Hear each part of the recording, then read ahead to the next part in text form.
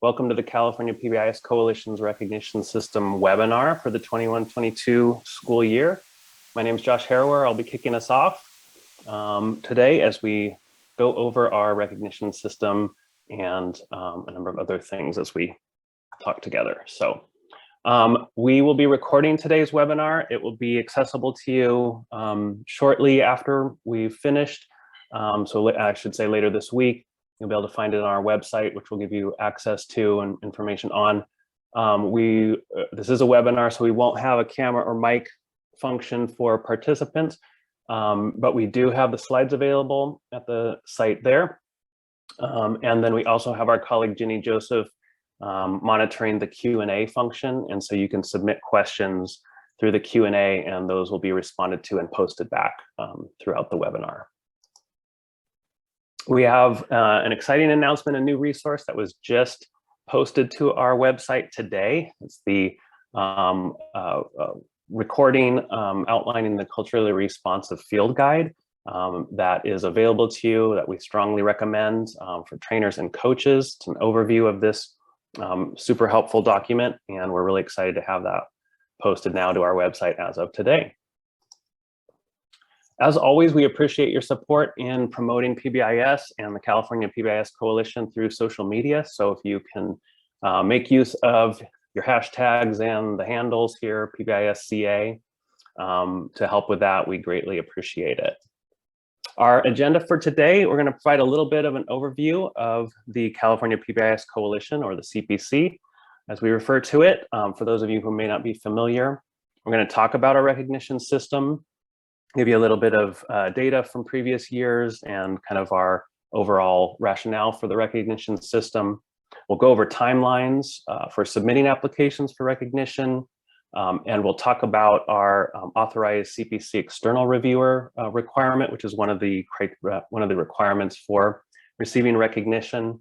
We'll go through step by step each of the criteria that are needed for the various levels of recognition.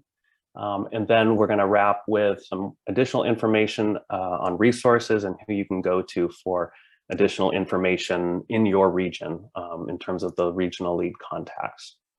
So that's our plan for today. We have until about 4 o'clock, and I will kick us off talking a little bit about the coalition. We formed in 2012, and since that time have been dedicated to providing a standard of quality practice in the area of PBIS. Through our work across the regional technical assistance centers in the state, primarily located at county offices of education. Our coalition emphasizes implementing PBIS systematically, anchored with implementation science. And the benefits and supports that we provide to districts and schools is the opportunity to engage with a broader professional learning community and leadership network, support of regional technical assistance centers, which I mentioned earlier, providing training, technical assistance, capacity building to coaches and districts, and then our recognition process as well. We also have an annual conference that we'll be talking a little bit more as we go through today.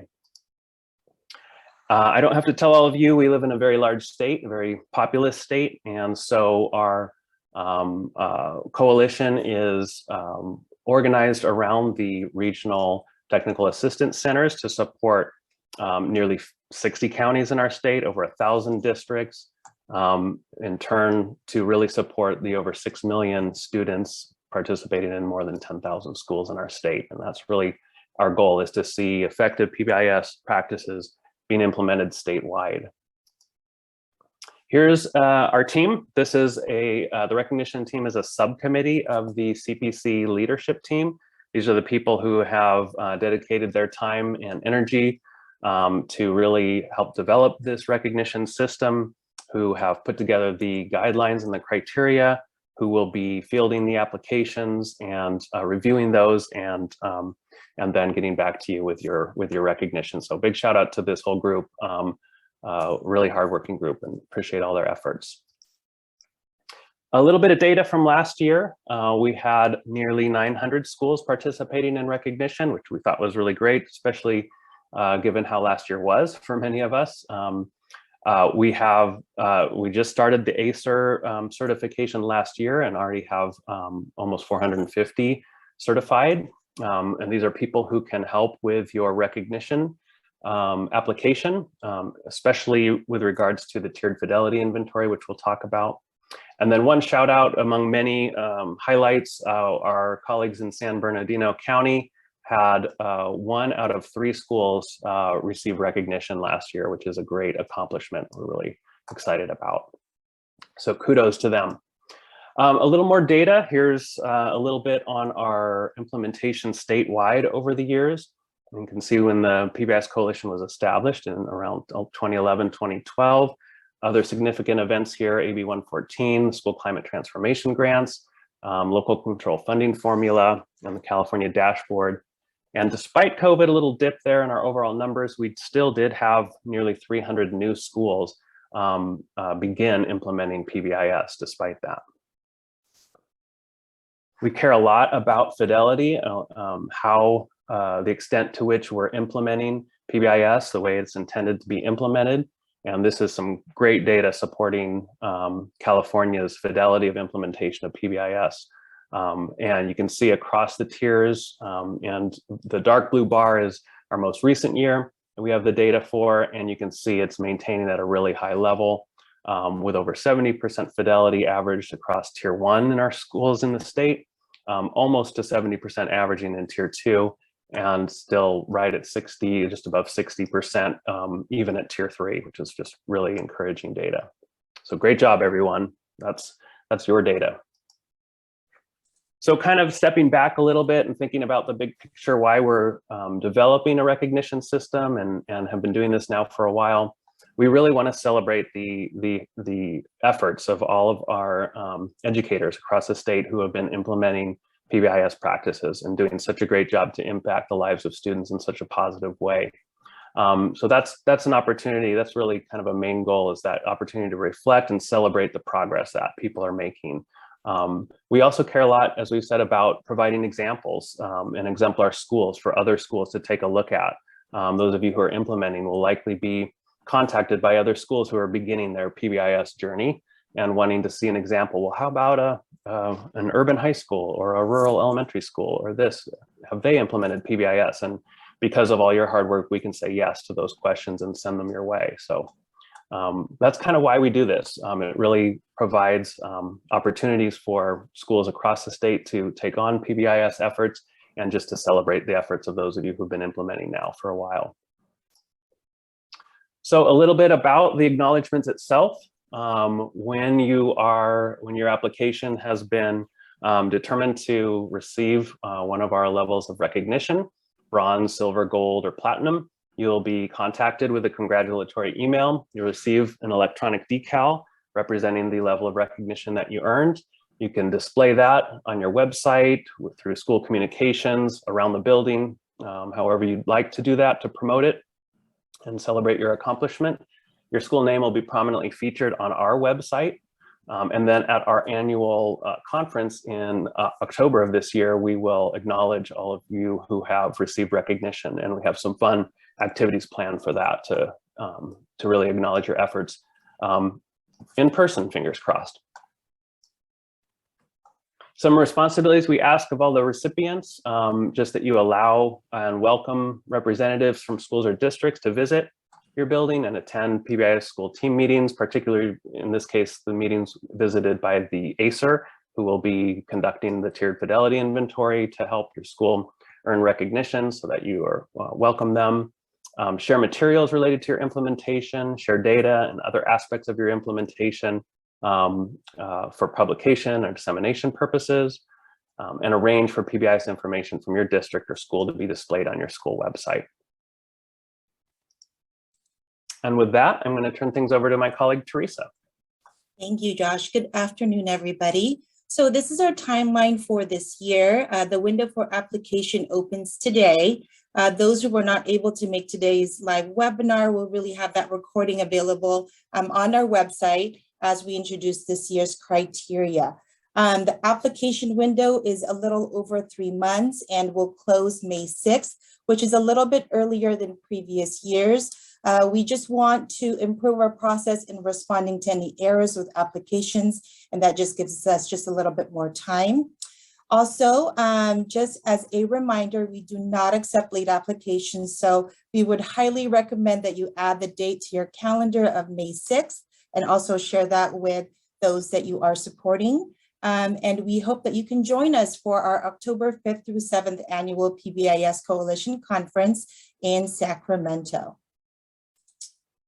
So now going over our ACER, last year our external evaluation system got a reboot, and we introduced the authorized CPC external reviewer requirements called ACER. Those of you who completed and watched the video, passed that assessment with an 80% or higher, your certification is still valid, you're good to go. In order to apply for recognition, teams must have an ACER present to complete their TFI. And we've seen county office representatives be the ACER for schools that they support. We encourage individuals in districts to be ACERs in their district as well. And you will find a list of ACERs identified by their county and school district on our website. If you wish to become an ACER, please go to the CPC website. Under the tab that says state recognition, you will see the ACER option like the picture below. And there are other resources available for ACERs that may be really helpful tools for you as you conduct your walkthroughs, either in person or virtually. So now that you are ready to get started with the application, here are a few expectations that we have grown to appreciate and love with PBIS. Be responsible in using accurate data when answering the different areas in your application, as well as double checking that you have completed all elements of each criteria, especially when you get to the gold and the platinum. There are different elements in each criteria. And be respectful, have just an awareness that we are all volunteers here. We want to be able to support all of you during this process, and we hope that our positive interactions with you is reciprocated. And last but not least, be awesome. We know that this work is hard. It takes a lot of time and effort. We want your hard work to be recognized and celebrated as we continue our efforts in building our PBIS community with you. So the meat of our webinar. So as you prepare to do your online application, just a few things to consider. You would want to start with logging into the PBIS.ca.org website. Familiarize yourself with the guidelines and resources. There are worksheets for each and every single one of our badges. You will then need to identify your ACER, that individual who will be there to complete your TFI with you as a team. And as I shared earlier, there's a list of ACERs that you may be able to connect with in your area to help you with this piece. And really important to prepare your school for the walkthrough process by identifying your data points for the TFI and classroom component of the recognition criteria prior to when you are having your ACER come to do the official walkthrough. I'm now going to go ahead and pass it to Ralph. Oh, thank you very much, Teresa. Appreciate it. All right, and without further ado, we're going to get started with the criteria. We will start off with criteria 1. We could lovely see these awesome medallions. Thank you so much to Liz Campo for the connections to get those updated for us. That's awesome. So starting off with criteria 1, the tiered fidelity inventory. Make sure we always start out that you have your TFI must be completed in person or remotely with your ACER, your authorized CPC external reviewer. And in order to qualify for bronze, we start off with the tier 1 TFI at a score of 40% or higher. To qualify for silver, we look at a TFI tier 1 score of 70% or higher. And all of those are submitted online, the PBISapps.org. And then we move on up to gold. You must have a TFI score of tier 1 of 70% or higher, and either a tier 2 or tier 3 TFI score of 70% or higher. And finally, for platinum, same requirements of a tier 1 TFI score of 70% or higher. And then we also must have a tier 2 TFI score 70% or higher, and a tier 3 TFI score 70% or higher. So we must just make sure that to remind ourselves that TFI must be completed within this 2021-22 school year. So make sure that is up to date, and that also from Teresa's prior mentioning that the ACER must have completed that assessment. Either you just complete it now during this school year, or if you've already completed it last year, you're good to go. So just make sure that you are on that list. There will be an updated list posted on the website, so you'll know that if you are approved or not. That way you can move forward with your recognition process. Okay, moving on to criteria 2, which is to provide current year major office referrals, that data, or how you participated and how the data was collected along the way. So it's the same for all 4 acknowledgements, all 4 awards here, is that all we really need is to provide the percent of total population with your major referrals. So it's starting from 0 to 1, 2 to 5, and 6 or more.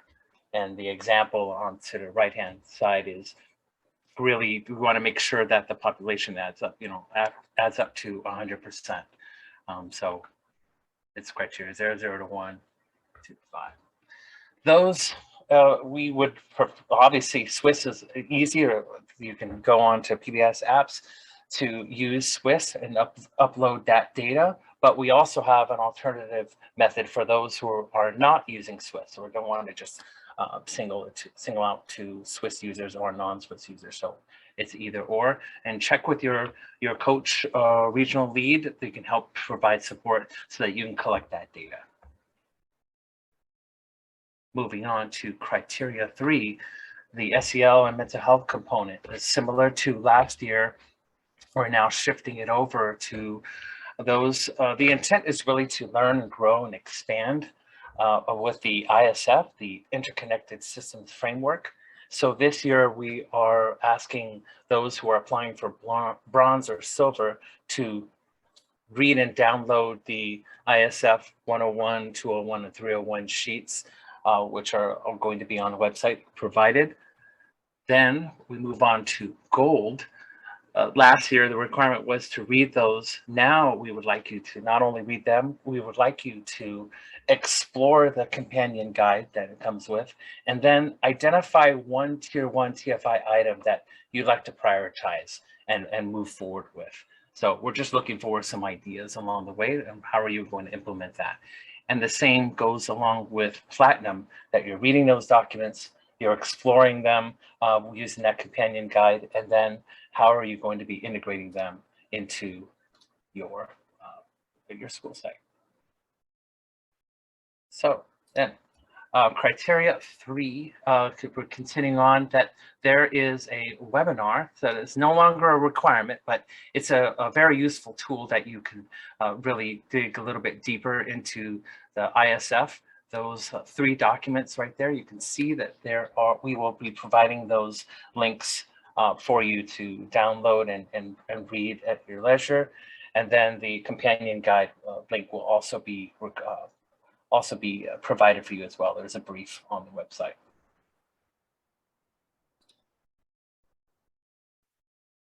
Moving on to criteria 4, action planning documentation. It's really a guiding instrument tool that you are using at your website or at your school site. We want to ensure that you've already done the work, and we just want to make sure that you are getting credit for that. So in order to earn a bronze or silver, is this to report one TFI feature from tier 1 that you've identified, your school site has identified in order to improve. So report those action steps, who is going to complete them, when are you going to complete them, and ensure that those are aligned with the TFI feature specifically, so that we were able to demonstrate how we are going to get that completed.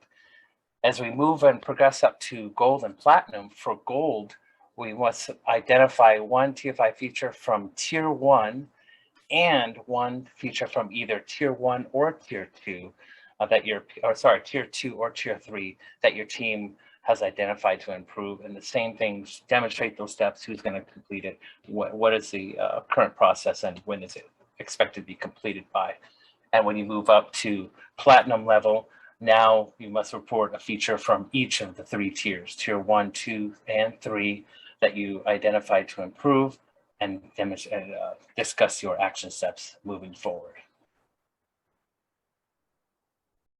So for an example here, make sure that you are really critical for you to take a look at that TFI feature and look at the elements and the requirements in order to successfully complete that. For example, here, this example is you're addressing your team composition. So, are you providing each of the core elements of the team members, creating your documentation, ensure that you have a complete team. So an example here is your team will expand your operating procedures. Danae, or the fictitious Danae, will invite a classified staff representative to tier 1 meetings and will recruit multiple parents by June 1st, 2022. And with that, I will hand it off to Luke. All right, thank you, Raf. Good afternoon, everyone. Thanks for joining us. Thank you for using the Q&A feature. We were doing our best to type those in, and we were doing great on time. So we should have an opportunity to answer those either as we go or as we get to the end when we have a question prompt. I'm going to jump into recognition criteria 5. This is the advanced tier recognition criteria. And the idea here is we are looking for information on tier 2 and tier 3 interventions. It's important to note that bronze and silver applications will not be completing this particular item. And those that are completing it in gold and platinum will be providing several data points. For gold, a school is going to describe or name one tier 2 or tier 3 intervention, and then define how progress is monitored for that identified intervention. So how is it that the school knows that a student is responding to that intervention? Next, they're going to report the number of students participating in that intervention. And lastly, we want you to select an intervention where at least 70% of students have responded positively to that intervention. One note here, if you select a tier 3 intervention for gold, and you're required to do so for platinum, in either case, we highly recommend that you review the Center on PBIS guidance for tier 3 interventions. When we score this item, one of the things we do see is that sometimes we'll see schools that select tier 3 interventions that may be a better fit for tier 2 or may not meet all the characteristics of a tier 3 intervention. So we're going to show you some examples here and some non-examples. So here's a tier 2 example. And again, if you are completing a gold application, you may report just a tier 2 or tier 3. And if you're doing platinum, it will require both a tier 2 and a tier 3 intervention to be called out. So here's our example, tier 2. Check-in, check-out is the intervention the school is using. It is widely adopted, so we know what it is. We don't need a description in that case. And progress is monitored by summarizing the daily progress report points that are associated with that intervention. This school is reporting that 45 students have participated and that 35 of the 45 have met their daily progress report goal. So over 70%, that would be an intervention that you could report. Tier 3 example, prevent, teach, reinforce is a behavioral intervention.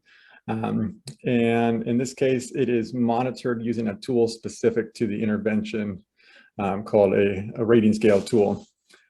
This school has 4 students participating and 3 of the 4 have responded well to that intervention, getting us to 75%. Again, we have some non-examples here, which I will review. So here are the non-examples. Tier 2, reteaching behavior expectations. While that's a good thing to do, it does not meet all the criteria for a tier 2 intervention. We should also see some sort of feedback being increased in addition to the increase in teaching expectation. Again, in our non-example, They're stating that progress is monitored quarterly by anecdotal teacher reports. It is too infrequent, and we really want to see some data being collected. Okay. They're reporting 2 students are participating and only one of them is successful. That's not meeting that 70% criteria. Our tier 3 non-example, individual talks with administrator. Again, that may be something that's happening that would not meet the criteria for a tier 3 intervention. Progress is monitored by pre and post administrator developed rating scale. That may have worked. We'd probably want to know a little bit more about what's included on that. And they're reporting that only 20 of 100 students have been successful in that intervention. If that's the case, then we'd want you to select a different intervention. And if you don't have one, that's okay. Then we'd recommend that you would apply for either the silver or the bronze level. All right, criteria 6, this one has been slightly changed over the years. It is consistent generally with last year. We have some different examples in here. The intention is to report academic progress, and we want you to use the same measure. So if you use iReady for your pre-test, we want you to use that for your post-test. That makes it just a little bit easier to demonstrate growth. For bronze and silver, all that we ask is that you let us know what you as a school are using for formative assessment. We've got some examples listed there. We'll have some check boxes on the application, but there's also a spot to write in a different measure. Know that. In gold, you're going to identify a formative measure that the site is using. Again, same kind of thing, iReady, DIBELS, SRI. And you're going to report positive growth for one student group on this measure with a pre and a post assessment.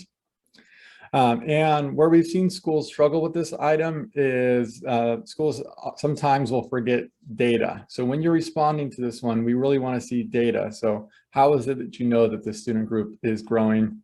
Give us some numbers, and that'll help ensure that you meet this criteria. It's also required to provide a short narrative on how the student group is accessing instruction is supported through PBIS. The platinum criteria is almost identical. You just need to report positive student growth for 2 student groups. All right, so we'll show an example here. All right, so example data sources. We talked about many of these already. Again, if it is a validated assessment, something that your school is using to drive instruction regularly, it will probably work. Example student groups, what we want to know is who's benefiting from this. Is it your foster students? Is it a particular grade level? Is it your EL students? Just let us know who it is that's benefiting from the instruction here. All right, here's our example. So this school, they chose, or we're using iReady to monitor academic growth for students. So they report that as their tool. And then they're calling out 5th graders that are English learners. And this is an important one to note here. So they're saying here that the percentage of students that were falling in the tier 2 progress monitoring range decreased from 40% at the beginning of the year to 25% at the middle of the year. So anytime you're calling out something that's like a risk score like that, where we'd want to see a decrease, it's good to just explicitly call that out. And lastly, they are clear about identifying what kind of instruction is happening and how PBIS is supporting that. So you can see they integrated SEDI strategies with their PBIS teaching routines to align behavior expectations with the designated ELD instructional pedagogy. So 2 things happening there. They're using PBIS during their ELD time, which is great. And they made some modifications to how they were teaching their PBIS expectations for students in that group, which was great. All right, criteria 7 is, again, largely unchanged from last year. We are asking that your ACER, you want your ACER to visit classrooms. And in bronze and silver, our only requirement is that the external reviewer has visited classrooms to verify particular practices are happening. But the results of that verification are for your site use only and do not need to be reported as part of recognition. So we want you to do it, but we're not going to ask for the results, but we're going to ask that, of course, you use them to improve what's happening at your school. In gold, we say at least 10% of classrooms are visited. Again, most schools are in person, but if there is an instance where we go virtual, that is an option as well. In gold, of those classrooms that are visited, we want at least 80% of those classrooms to be showing 3 of the evidence-based classroom practices. Okay, so that's for gold. And then in platinum, very similar, except that we're now asking for 4 of those evidence-based classroom practices to be present in the application itself. These will be checkboxes, and you'll indicate which of the classroom practices are happening. Now, what classroom practices are you speaking of, Luke, is probably your question. We have a number of documents. We have a classroom walkthrough tool. It is linked in these slides, and it is also linked at the recognition website, which we've been posting in the chat. So you can find it there. And then we'll click one more slide here, and we will note that an example here. So if for some reason you cannot go into classrooms, all right, so we've asked you to go visit classrooms, we've asked you to verify that these practices are happening. If your school is not allowing classroom visitors for any reason, which we imagine might be due to the current pandemic, we do allow an option to verify these practices using another strategy. If you do that, we're going to ask that you describe what that strategy is using a narrative. Okay, so when you're defining how you verified those classroom practices using the narrative, some examples might include that you met with the team, that you completed a classroom practice self-assessment. There's a number at pbis.org that we'd recommend. Or you completed a virtual walkthrough, which would mean that you had somebody grab their iPhone and you used FaceTime or something similar. You can also complete a randomized interview of students and staff to ask about classroom practices. Those classroom practices are defined on the classroom walkthrough tool again, and you can see what it would look like in a physical classroom, and if your school is only providing virtual classroom instruction, you can see them for virtual as well.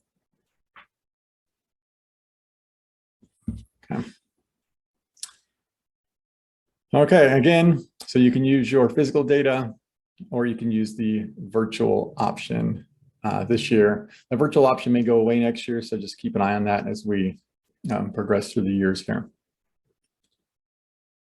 If you want to learn more about those classroom strategies, they're based on a document supporting and responding to behavior.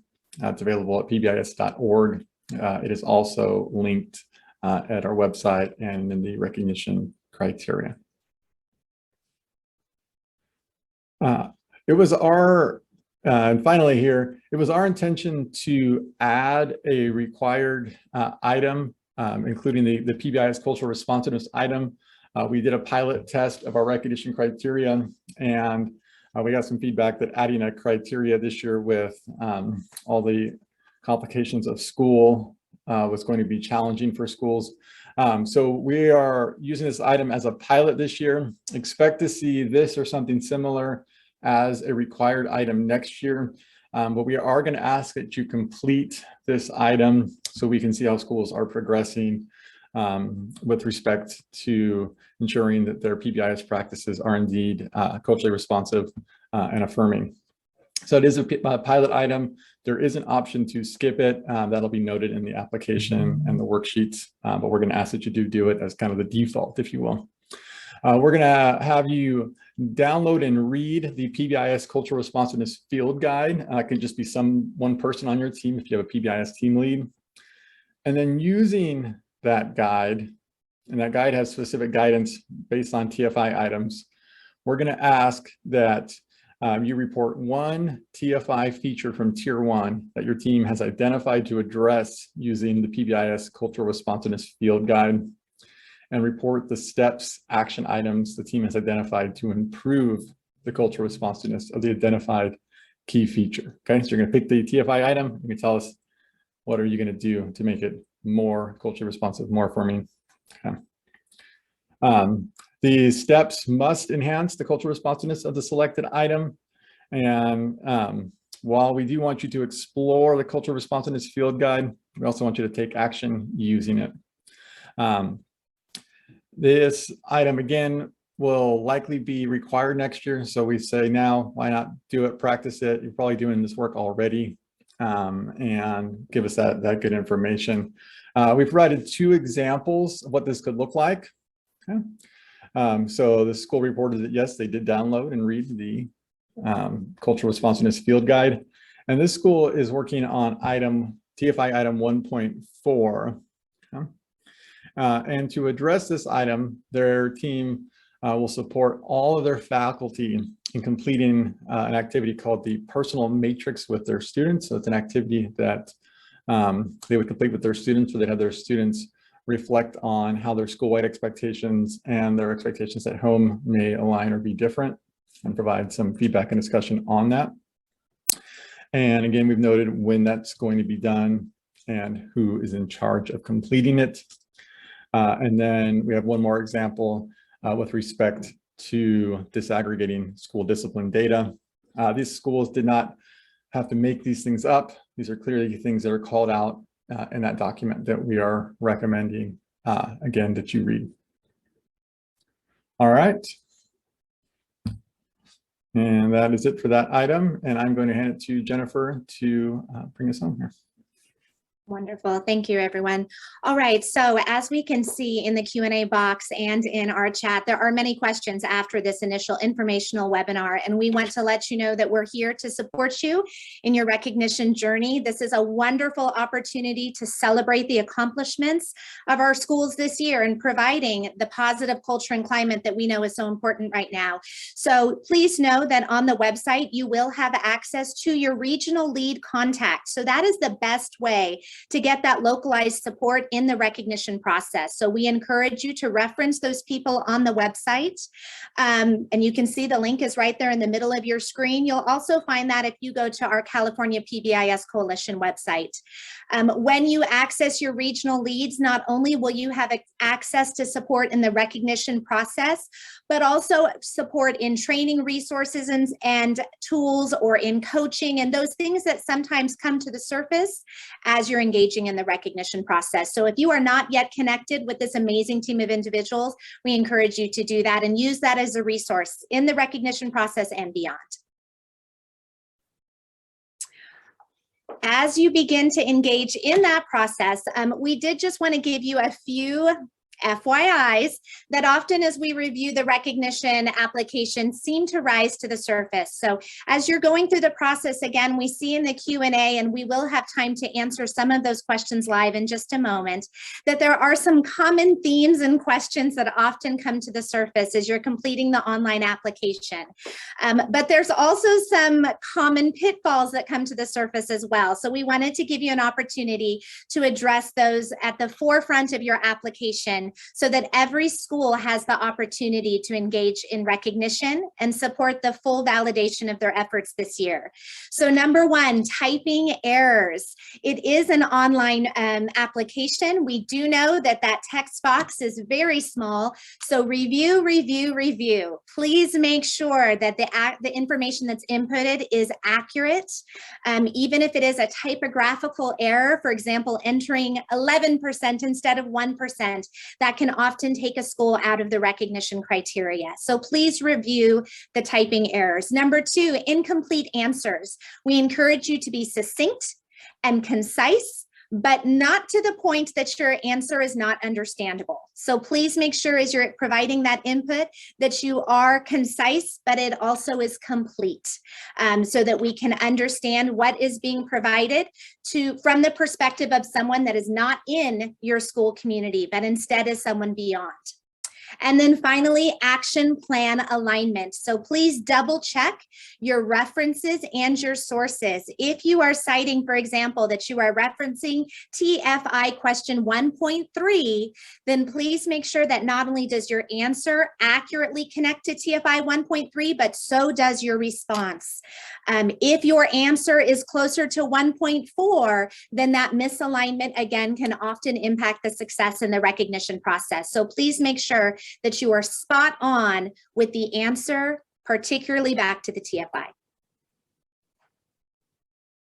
All right, so a couple of resources that you will have access to beyond today's webinar. As you've seen in the chat box, the PowerPoint presentation, this recording of this webinar session will all be posted on the CPC website, as will frequently asked questions. So we will be taking the questions that have been posed in the Q&A chat box, as well as those that are coming in from our regional leads, and those will be accessible to you on that FAQ document. So that will be a live document that continues to get populated throughout the recognition process. So we can encourage you before you even reach out to your regional lead to check the FAQ resource first and continue to check it throughout the recognition process, because we will continue to update it for you. And here we are coming to the end of our informational webinar, and we do have a few minutes to engage in some live discussion around some of the questions in the Q&A that have been trending. So you can see Ginny Joseph has had fingers of fury in that Q&A box along with our colleagues. And I'm going to invite Ginny to unmute and to bring to the live discussion some questions that are trending in there that would benefit the whole group of participants today. So Jenny, I'm going to give it over to you.